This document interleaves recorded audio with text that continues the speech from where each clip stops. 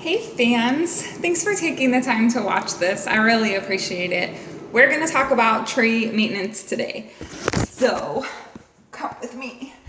So for your trees, it's important that they're getting all of the care that they need. So they need to be watered, they need to be trimmed. Making sure you're taking care of your trees the right way will make them last longer, and not doing so is another expense that you're going to have to remove it.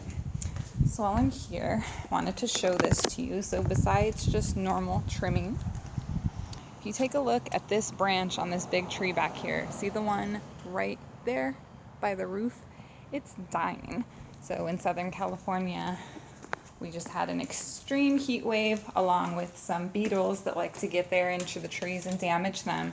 That branch, pretty soon here, maybe when it rains and it soaks up some water and gets heavy, it's gonna fall on this roof.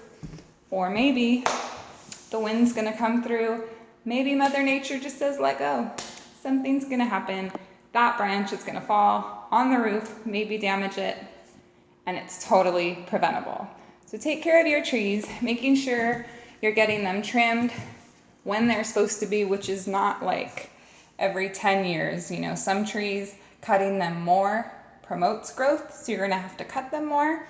There's inhibitors that you can put on them for that, but just making sure you're taking care of them right in the first place, getting them trimmed, looking how close they are to your buildings. Does it look like it needs to be trimmed? Is it struggling right now because we're not giving it enough water?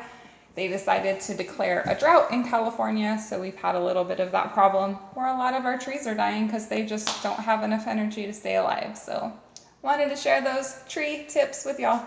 Talk to you soon. Have a good day.